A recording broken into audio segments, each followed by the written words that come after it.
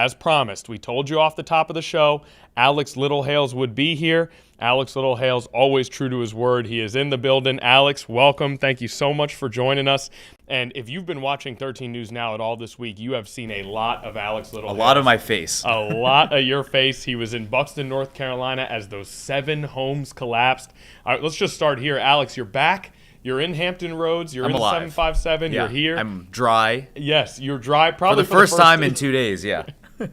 Generally, how are you feeling? Just are you exhausted? Are you back to 100%? Where are we at? I will be honest. It's been a very exhausting last couple of days. But it's definitely a story that warrants the amount of coverage that we had over the last couple of days. I mean, this is a story that, you mentioned 7 homes collapsing. When one collapses, that is a story that makes national news, right? And so now you have a situation where 7 are happening within such a contained amount of time.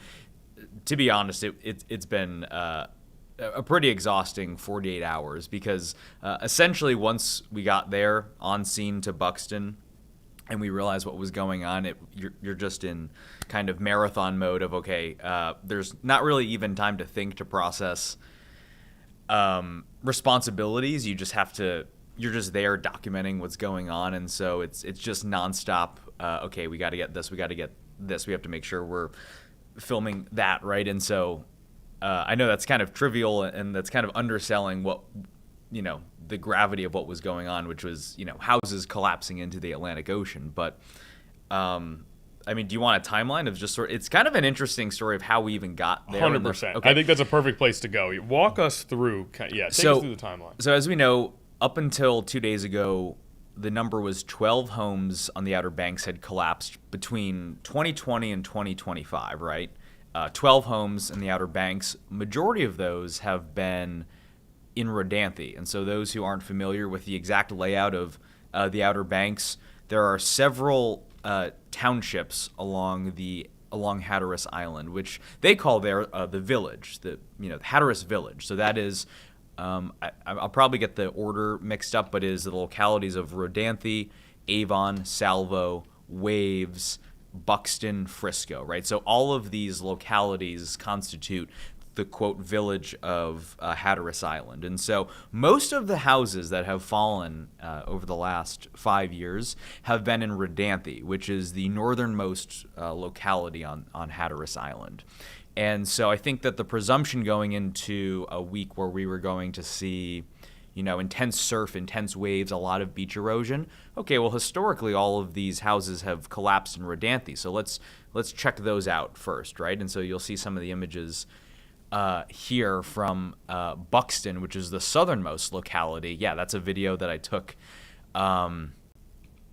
minutes after I got to the scene in Buxton. So the thought was, okay, well, looks like some Rodanthe homes are going to collapse. Mm-hmm. And then, sort of intuition-based, I was like, there are some other houses in Buxton that are at risk of falling. Let's just head down south a little bit because it's only about 30 minutes away. These Rodanthe homes that are still condemned and not able to be lived in and still at risk of falling, they seemed at the time to be stable. There wasn't a ton of wave action hitting against them. Yeah, and let me cut you off real quick, Alex. I'm going to pull up this map just so people get an idea of what you're talking about here, because we're coming from Norfolk, which is way up here, right?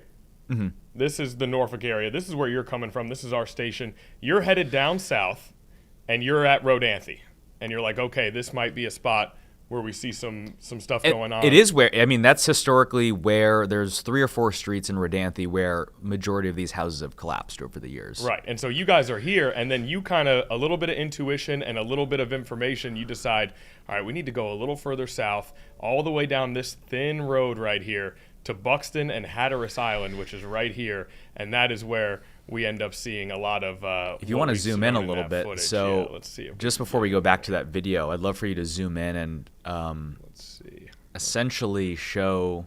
Oh, I'm having a little mouse trouble some here. zoomies. Now you might have a little bit more luck with your mouse. You want to get in there and see if you can do some zoom for us? Yep, Naya's got the skills. This has happened multiple times. I attempt something, it fails. Naya goes in and does it very easily. Even further south, Naya, and then zoom right in on Hatteras Island, please, if you can. Yep. So keep going, and essentially, yeah. So see where that NC12 kind of dips down? Zoom in a little bit.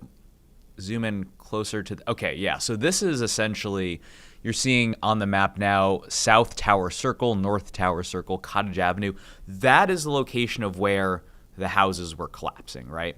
So so we get there at around 2:00, right? And it's actually difficult to even get there to get to some of these houses because those streets themselves are getting inundated with ocean overwash because the wave is starting to break through the dunes, the barriers. And so even getting to the spot of where getting to this spot is difficult because we actually have to park. I don't even know if you could see it. I guess it is on the map. Cape Court, which is a little bit south. You could see it right there on the map. It's below. Yeah. So that's where we park because that's actually like the only street that's staying dry throughout all of the destruction that's happening because it's a little, as you can see, a little farther back from the beach front, and it is a little higher elevation. So that is basically the only street that wasn't getting flooded with ocean overwash. So we park there and get out of the car. And, obviously these waves are battering these houses, right, along Circle Tower Drive. And so I see a house literally in the ocean, right? And I turn my head to someone, and they're watching. I said, did that house just collapse? And someone said, yeah, about 20 minutes ago. Oh, okay. Just casually.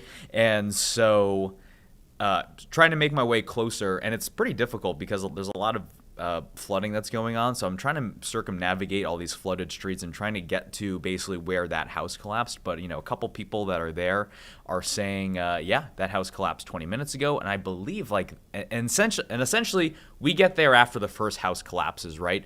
From then on, over the next 30 minutes, we proceed to see 4 houses with our own eyes collapse in front of us within this very same strip of houses here on Tower Circle.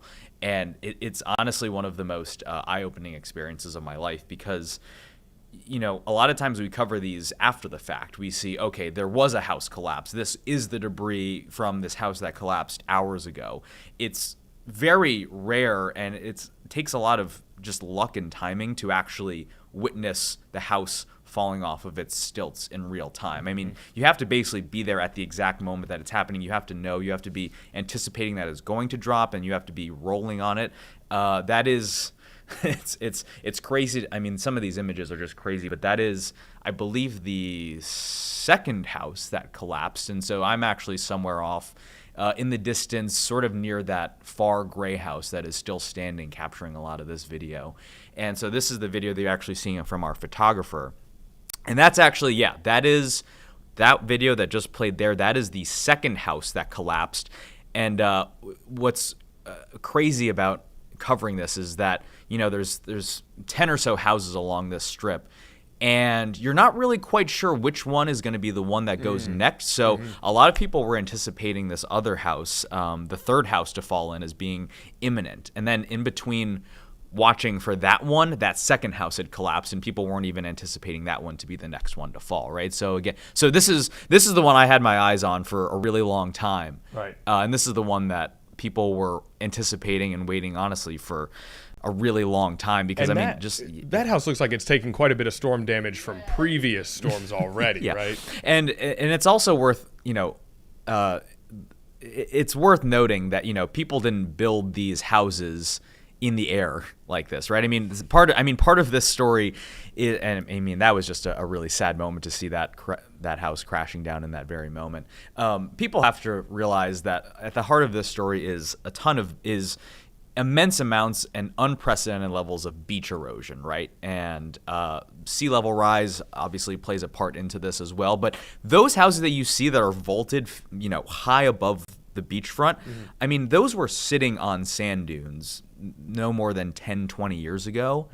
And that is, a big conversation of, oh, well, why did these people build these houses on the sand?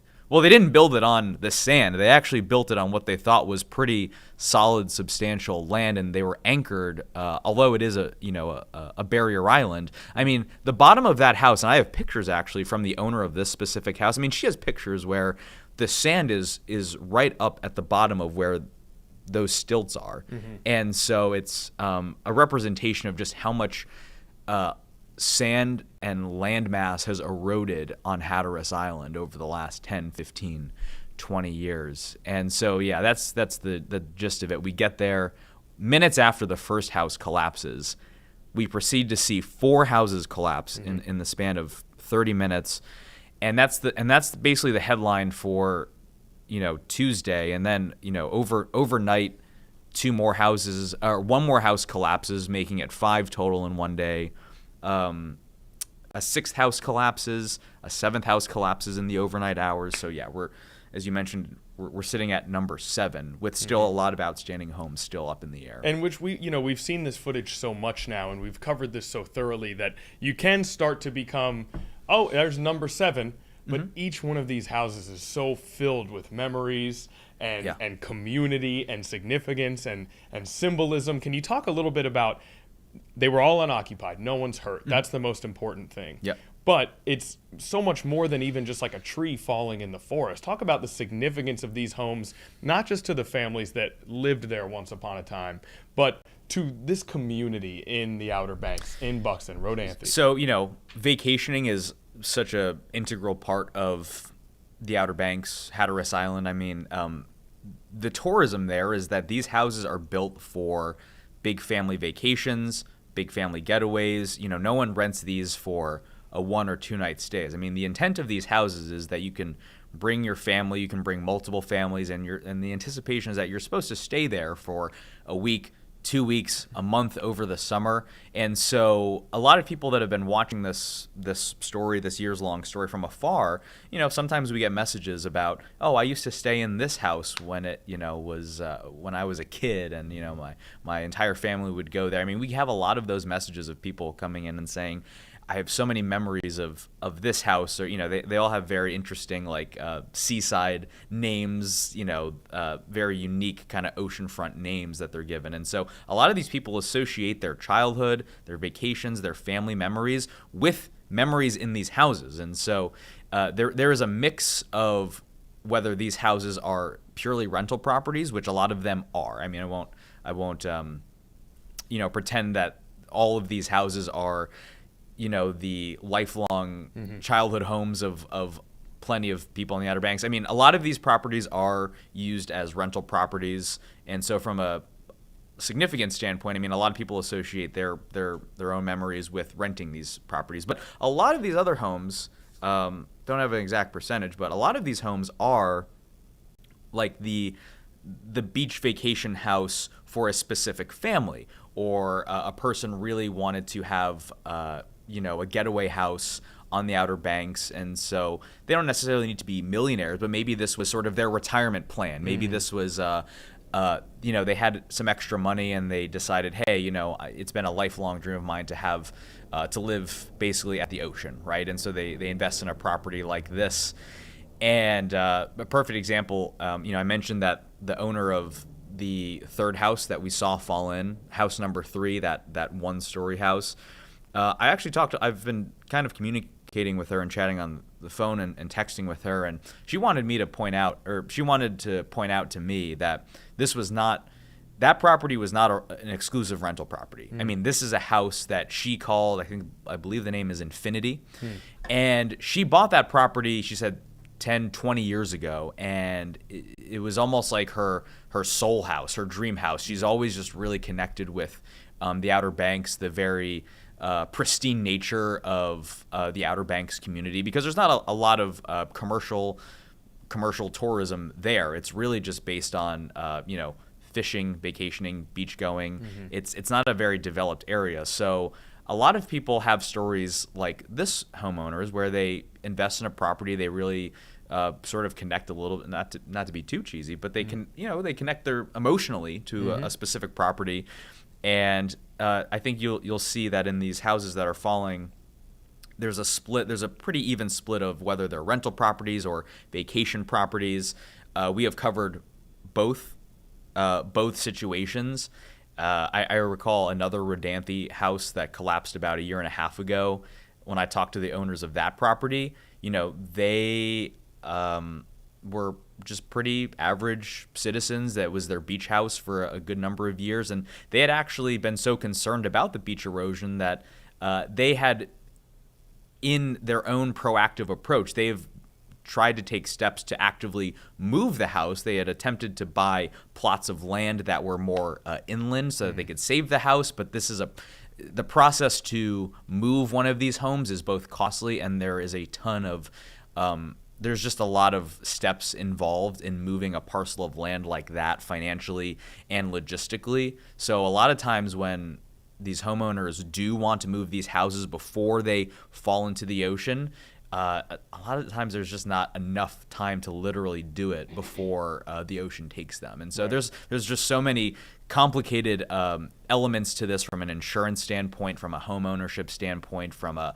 safety standpoint. It's really just a fascinating kind of case study into sort of the crossroads of Mother Nature versus tourism. Right. Yeah, and even, speaking to your point, the shot before the one that we have right now, when that balcony falls, you can see some of the household items kind of falling out into the water almost. And it kind of hits you a little more perspective. That is a really good observation because the debris, yes, these houses are condemned. They haven't been lived in for years. And the county keeps a running list of, we have X amount of properties that we deem unsuit for habitation, right?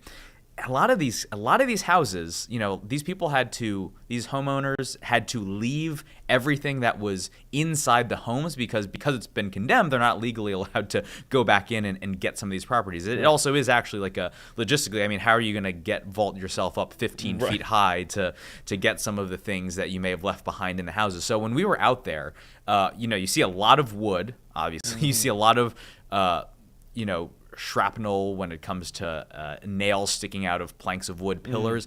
But what you also see a lot too, and is hard to capture just in a couple of videos, but you see couches, mattresses, you see the guts of a house that include, water heater systems, you see septic tank systems, you see there are a couple in fact, in the right corner there, you could see, there are still air conditioner fans still on the patio outside. You have a lot of elements like that. There are still gas grills that are sitting on the patios that were unable to be claimed before they had to be moved. I believe that's one of the properties with a gas grill. But there's what's noticeable about that is that there's actually like a smell of chemical being there because you have so much wood that's been just sitting there for so long, and it's being battered by ocean waves. But you also have think of everything that goes into building a house, the internal parts of the what's in between the walls. All of the electrical wiring is still in these houses, even though they've been disconnected from electricity. There's a strangely chemical specific smell when being there because you're essentially, regardless of the fact that it's right next to the ocean. I mean, if you were to pass by a house that had collapsed in Norfolk or Virginia Beach, I mean, there would be a certain smell associated because you're sensing everything that was once in that house. Same thing goes here. I mean, it was definitely a bit odd because you're okay, well, I'm at the ocean, but I'm also smelling like leaking gas and chemicals of that nature. So very unnatural for like when you're at the beach. That's the kind of the last smell that you necessarily expect. And that's, we've seen this visual now, and you've kind of described the smell to us a little bit, which was so interesting to hear. I'm wondering, anything particular you can tell us about how it sounded out there? I mean, when that house splashes into the ground, is it loud? Yeah, it actually isn't. You would think that would be a sort of booming echo effect, and truth be told, it really isn't. I think it's because, one, when they collapse, they are kind of falling at a slow rate of speed, so it does just kind of sound like something's being dropped in the water. And I would say that actually more of the sound that is concerning and noteworthy is sort of the visuals that you're seeing right now. After the house collapses, into the ocean.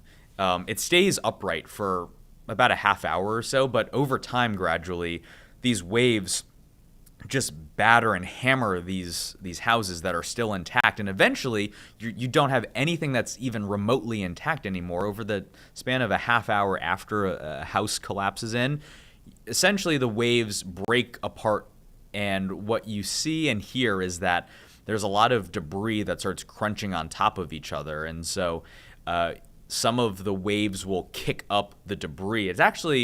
It became a bit of a precarious and not dangerous per se, but there was definitely a safety element at play when we were reporting the story, because you're seeing these waves push and push and push the debris and this wooden destructive material back and forth between the ocean front and the next line of houses.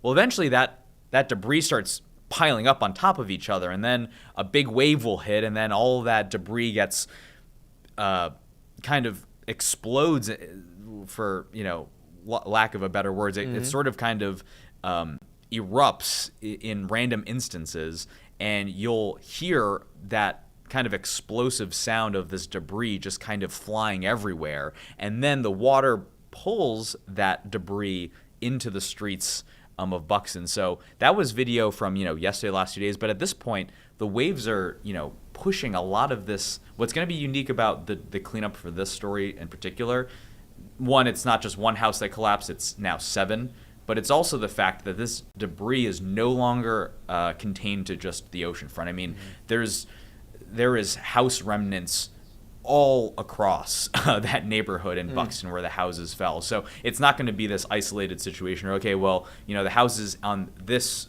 beach road collapsed, so we're going to have to recover everything from this radius. No, I mean, the overwash from the 2 tropical systems that were out to the east in the Atlantic Ocean, I mean, they pushed this debris all across the streets down in Buxton, and so it's definitely an odd situation, to say the least. Alex, I did have a question. Yeah. You mentioned cleanup. So how does the cleanup look when we have these type of situations? Because you've been to multiple of these house collapses. Yeah, that's a great question. So typically the standard process is that the homeowners are responsible financially to some degree. I'm not privy to the exact details of what the actual financial burden is, but what I do know is that when a house does collapse, it is incumbent on the homeowner to work with not only local and federal agencies, like is the case here because this is the Cape Hatteras National Seashore.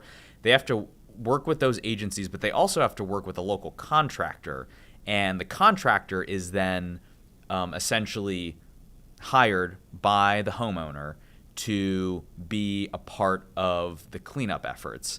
And so I know that previously when I've covered just one house collapse, I know that essentially that homeowner is essentially on the hook for the cost of the removal of the debris, and the contractor works with the agencies, because then national park rangers may assist in clearing some of the debris as well, but they're federally contracted employees, so it's not like you need to hire them to help clean up. But typically how it works is that house collapses, and these contractors are sort of on notice that it's like, hey, we've got a couple houses that are probably going to go down. Make sure you've got a couple guys who are willing to work and excavate and clean up this debris over the next couple of days, right?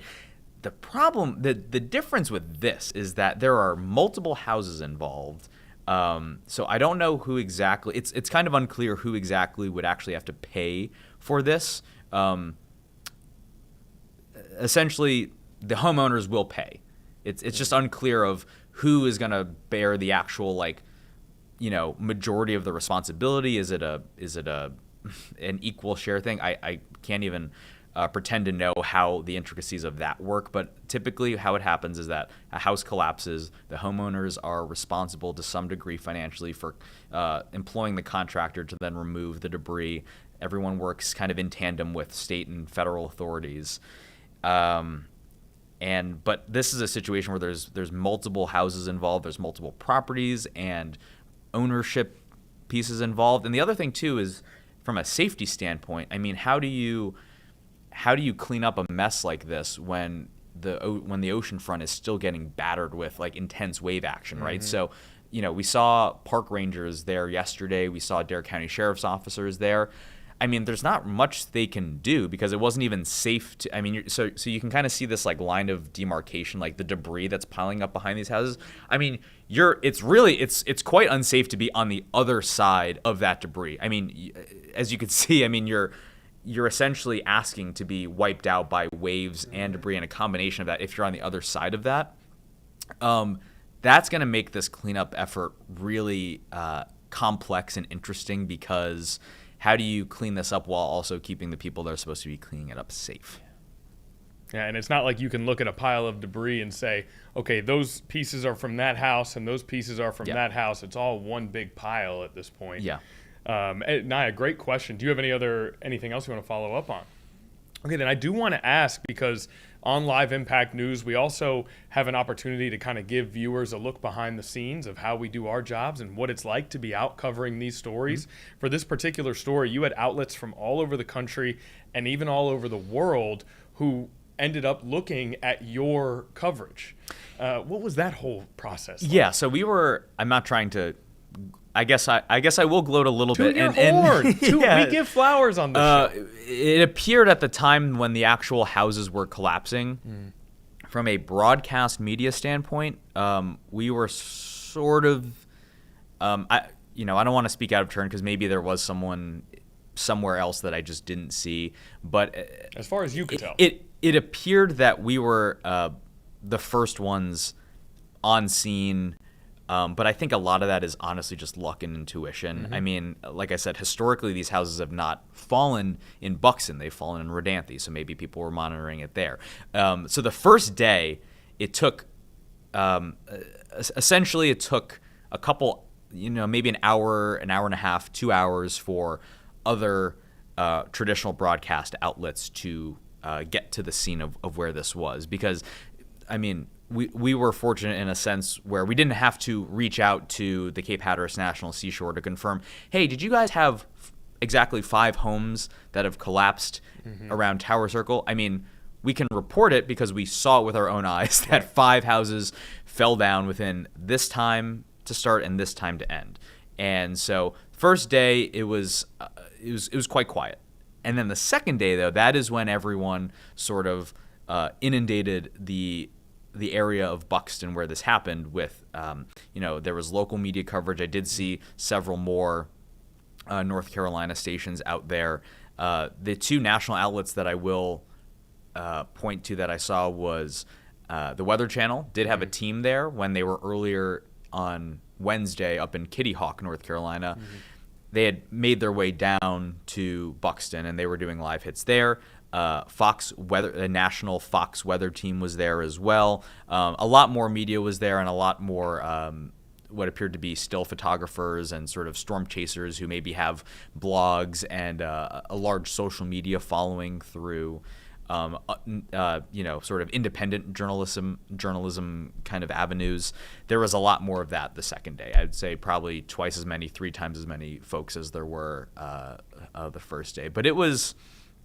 and I think that's also part of the conversation, too, of when we were there were so many spectators just trying to – I mean, how could you not want to get a glimpse of this, right? I mean, this is happening in your backyard. It's almost – I can't even think of another – maybe you could think of one, but I can't even think of another situation where there's something that brings people to just want to, look at just because it's just a fascinating – subject. I mean, everyone's trying to get that video. You know what it reminds me of a little bit is sometimes we will report on fires in a neighborhood, and people from all throughout the neighborhood will kind of come to that area just to see it, and it ends up being the entire community is out there just to see what's going on and just to witness this kind of phenomenon that's happening. Did it feel like that? I know you've probably covered those. And I think there yes, I would say it definitely kind of fit. It fits under that umbrella, but I think what's different I think people have seen fires before. Right. I don't think, I mean, really, I mean, it's very rare. I mean, to catch a site like this of a house that's on the ocean front, like you're not surrounded by anything except Atlantic Ocean and water. Hatteras is a very unique place to begin with, right? It's a great local community. And so there's not a lot of people. It's also a bit hard to access, right? So you have so many elements at play. You have the fact that it's not a major metro area. It's difficult to get to this specific point on the Outer Banks. You have people that are vacationing there who have never seen sites like this before, where houses are just vaulted on stilts several feet high up in the air, and they're just surrounded by these crashing waves. That in and of itself is a remarkable sight. But then to see the fact that you're seeing the debris and destruction from these homes right next to those still standing homes, with the anticipation that there could be a site of another house collapsing, all of this at once, it is just a situation that is so unique to the Outer Banks specifically, and sort of the dilemma and concern there. And I say concern because, the beach keeps eroding. The line of demarcation for the sands keeps shifting. So now the question is, okay, well, this row of houses has fallen down. In the next 10 years, think about those houses that were once 2 rows back. Now they're on the front lines, so to speak, right? And so the question is, okay, well, in 5 years, are we going to be coming back down here watching these houses collapse? And these were the ones that looked like they were on safe ground, because that's what people were saying about these houses not too long ago. Right. And that 2 quick thoughts on what you had to say there. The succession of it definitely strikes me when you add that perspective in. Is you see something like that and you think, well, I've never seen anything like that before. And then it happens 3 more times in 30 minutes. It's hard to even kind of grasp that. And then you make a great point. I have never seen, to this point, I have never actually seen a house collapse in real time. We have covered it, right? And I know that we have been at the scene of when a house actually collapsed. Right. As someone that has covered house collapses on the Outer Banks before, I had yet to actually see one in real time, because typically you don't know it's going to happen until after it's happened, right? And this just happened to be sort of a perfect, not perfect because it's an unfortunate situation, but it is a confluence of events and just timing that is very rare, and something that even someone like myself who's been doing this for a couple of years now, this was new to me as well. Yeah. And I think it's actually new to a lot of residents on Buxton too. Absolutely. And you said that in your live shot when we took you live on the broadcast channel. You said, in all my years of reporting, I don't think I've ever seen anything quite like this. And then you bring up the next great point, which is that we don't want to see it again. Have you done any reporting thus far on things that can be done to fortify that area to ensure that this is not something we continually are going down there for? So I will say it's a very complex. We'll put it this way: there's several factors for how federal, state, local leaders are trying to prevent this from this trajectory moving forward. One, beach renourishment has been something that has been brought up a lot, and is something that is done pretty frequently down there. Renourishing the beaches, bringing in new sand to bolster sort of the sand level that is there currently. So that's one thing that I know has happened here and there over the last couple of years. 2, though, this speaks to the in a nutshell, one of the concerns is that, a lot of these houses are falling, and there's not a financial incentive for these houses to be moved, because a lot of times insurance companies won't. You can only receive the insurance kind of payback, or you can only be assisted after it's fallen in, right? So essentially the crux of the issue is that insurance companies aren't able to proactively say, oh, okay, well, we'll pay $250,000 to move your house to another part of the island, right? So there has been some efforts, and something I'm trying to work on is, there have been some legislative ideas to potentially shift the sort of regulations around insurance policies so that, homeowners do feel more comfortable going to their insurance company and saying, hey, I want to keep this house, but I want to move it away.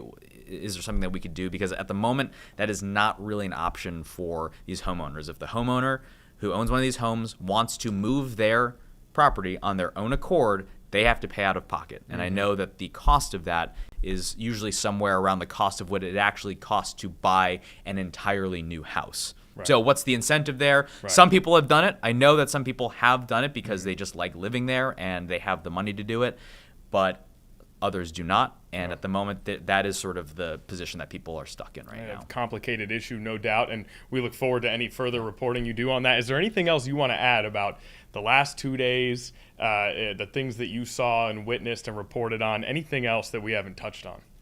You know what's, I will just shout out, this just really just speaks to the great community down on Hatteras Island and the Outer Banks. In all of the chaos and confusion, my personal phone with my wallet actually dropped out of the bag that I was carrying it with. And so apparently there was a guy that found my phone laying in the sand and happened to pick it up. And then like an hour and a half later, this is exclusive storytelling. Let me tell you, because I've only told for the first time. This is the second time. The first time was to my wife last night because on broadcast for the first time. On broadcast, yeah. So this is what happened. So we're literally moving gear and we're trying to get to different vantage points and spots. My personal phone with my wallet falls out, unbeknownst to me. Right.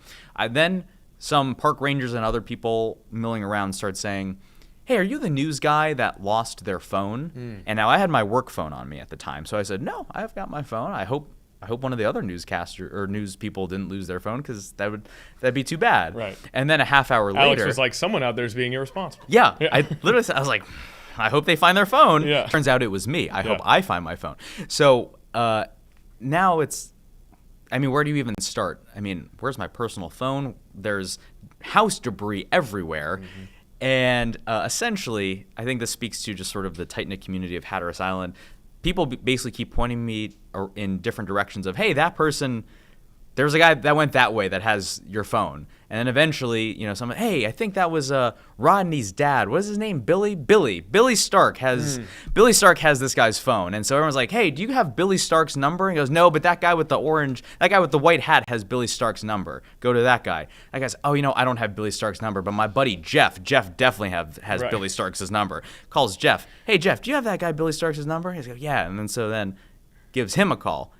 Hey, Billy, you still got that phone on you? Yeah. 2 minutes later, Billy Stark comes, rescues my phone. All of this happening within like 10 to 12 minutes. I mean, this is so. I mean, why did I tell that story? But it's because. No. We're extremely glad you told that story. One, a Live Impact News exclusive. Yeah. Two, what an awesome story. And three, I think what you're about to say, it speaks to everyone knows community. Each other there. Right. Everyone is friendly with each other there. And actually, someone noted, you only have your personal phone because you lost it on Hatteras Island. And it's because everyone knows each other. Everyone grew up with someone and knows someone else. And so it's true because everyone, was pointing me in the direction of different people that may know this random person that somehow found my phone in the sand. Also, I mean, who picks up a random phone and keeps it and just in case, they run into them again? Especially, like you said, in the midst of that chaos. Yeah, and that's the spirit, I think, of Hatteras Island and just the Outer Banks in general. Yeah. So I think, maybe that's a good place to leave it. Oh, what a wonderful story. Thank you so much, Alex. Thanks for taking the time to come on Live Impact News. And just honestly, great job over the last 2 days. Thank you. I mean, really, great job all the time. But that was incredible reporting, incredible stuff here. And so thank you for coming in and sitting down with us. And I guess, it's October 2nd. So maybe in about 20 days, we'll have you back on to talk about the New York Knicks and what's to come. It is my birthday in 18 days. Okay. If we want to really get And Alex's birthday, New York Knicks season preview. Yeah. All right. Look forward to that. Live Impact News, 18 days, October 20th. We'll go ahead and put that on the schedule. Thank you so much to Alex Littlehales. And if you want to see any of his reporting, you can go to 13newsnow.com. These stories are up on our website.